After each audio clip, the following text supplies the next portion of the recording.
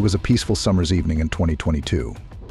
3 teenagers were spending the night at a friend's house, celebrating their recent high school graduation. McKenzie Shirilla was the designated driver for the end of the night. Her boyfriend of 3 years and his friend both trusted her to get them home safely. But what if this was the last thing she wanted? In this CCTV footage, Mackenzie can be seen driving at 100 miles per hour down a quiet street before smashing into a building. The collision killed both her boyfriend and his friend. Mackenzie claimed this was a tragic accident. I wish I could remember what happened. I'm just so sorry. I'm heartbroken. I love Dom and Davon. We were all friends and Dom was my soulmate. But merely 3 months after the crash, she was seen dressed up as a corpse. Is this the behavior of an innocent victim or a cold-blooded killer? This is the case of Mackenzie Shirilla. It was the end of July 2022 in the peaceful town of Strongsville, Ohio. The seniors of that year's graduating class looked forward to bright futures. Their parents were proud of them. This was the case for Dominic Russo and Davon Flanigan, both 19. Dominic, one of 8 children, was a go-getter who loved playing basketball and was starting his own clothing line. Davon, who spent some early years in foster care, was determined to succeed and had dreams of going to Barber College. He could pick up any sport and be good at it from the start. So he was mainly focused on football. That was his passion. Mackenzie Shirilla appeared to be a typical risk-taking teenage girl. She posted videos on TikTok joking about her use of illicit substances and frequently posed with paraphernalia in her car. This was irresponsible, criminal behavior, but no one could have predicted where it would lead. I'm not even cool. I'm just one of those girls that can do a lot of drugs and not die. Mackenzie and Dominic had been in a relationship for over 3 years. They frequently fought and broke up, only to make up again. According to Davon's mother, Mackenzie was known to bully others and humiliate them. This lack of empathy was a sign that something would go terribly wrong. On July 17, 2022, Mackenzie was driving her Toyota Camry on Interstate 71 with Dominic as her passenger. They were arguing. Dominic wanted out and called his mother, asking to be picked up. When she was unavailable, he asked a friend. This friend heard Mackenzie say, "I'll crash this car right now." Dominic's friend arrived to find Mackenzie hitting Dominic with both hands. Dominic's friend heard her say, "Dominic, I'm going to crash this car." Observed at that time the defendant striking Dominic Russo with both hands, and that he overheard her make a statement, an admissible statement, and she said, "Dominic, I'm going to crash this car." On July 31st, 2022, at approximately 5:30 in the morning, Mackenzie crashed her car into a Strongsville building at 100 miles per hour. Dominic and Davon died at the scene. Mackenzie was unconscious and in critical condition. Initially, it seemed like a tragic accident. The community believed this was an accident. GoFundMe pages were set up for the victims and Mackenzie's medical expenses. As she recovered, Mackenzie posted seemingly heartfelt messages on Dominic's obituary page, expressing her grief. "I miss your laugh, your perfect smile. You are the last person to deserve this. Please wait for me." But soon, the police received emails suggesting that Mackenzie and her mother were seeking employment with a Los Angeles modeling agency, while Mackenzie was still in the hospital. Shortly after the crash, Strongsville police were notified that they had received concerning emails from the community that the defendant and her mother were seeking employment with the Los Angeles modeling agency. Mackenzie Shirilla said to Vitaly, "Thank you for the comment. I would love to work with you guys. I've been emailing you guys a lot. Such a great opportunity. Thank you." Is there a date? There is not a date on this, Your Honor. Based on the investigation, it was delivered to the police while the defendant was still in the Metro Health Hospital. So it was during that time period. She was in the hospital for several weeks. Videos emerged of Mackenzie attending a concert in her wheelchair, showing a lack of remorse. She was also seen driving a car shortly after the crash. Shortly after being released from the hospital, the police were provided additional videos of the defendant from her wheelchair as she attended a concert down in the Flats.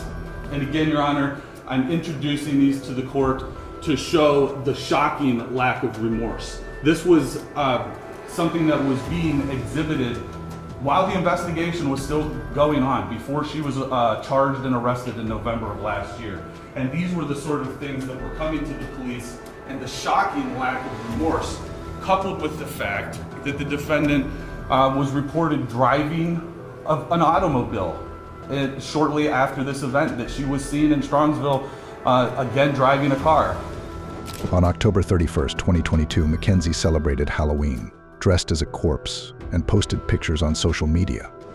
The police found evidence of illicit substances in the car, and Mackenzie's blood tested over the legal limit for THC. 5 days after Halloween, she was charged with double homicide. The intent was obvious. The video and car data showed no attempt to slow down. It was full speed into a building. Mackenzie's lawyers argued she had lost control of the car, suggesting panic and inexperience. They highlighted common reckless driving among teenagers. Is it Mackenzie maybe speeding and say, oh my God, dark out, it's light, I'm coming up to this, I better do something, and she goes like that to avoid an accident, not acting purposely, but in fact trying to avoid it. Defense attorney asked question, is it just kids being kids?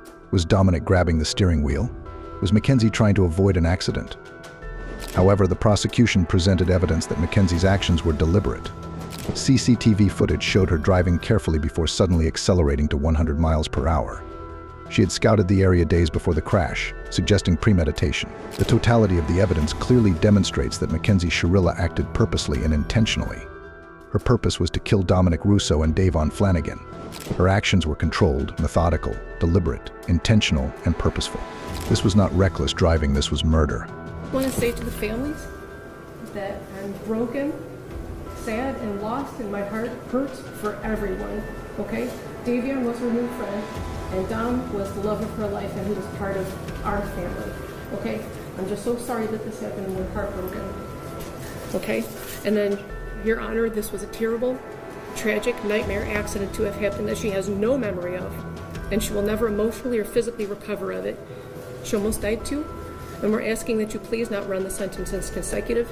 He was family, and we all loved each other. I'm asking you for leniency. The judge said, I hear a lot about your daughter, but not much about the two dead people.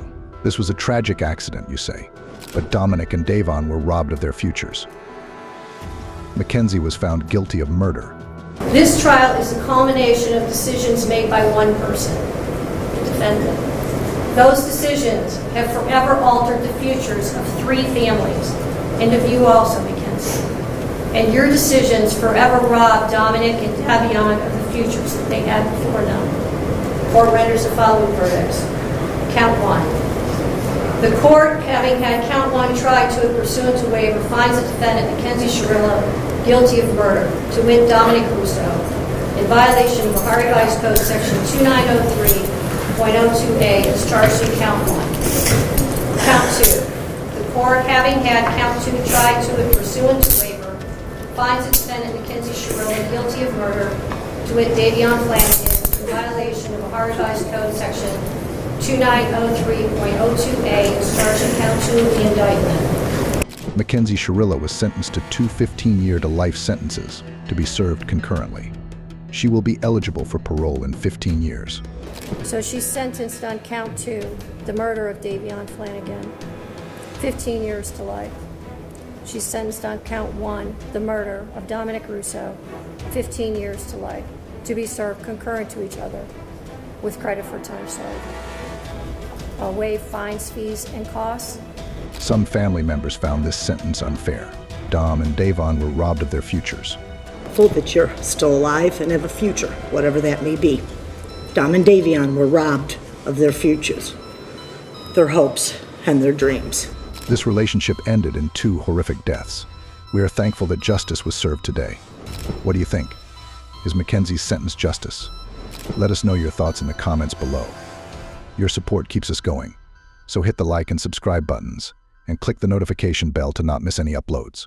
Until next time, stay safe and take care.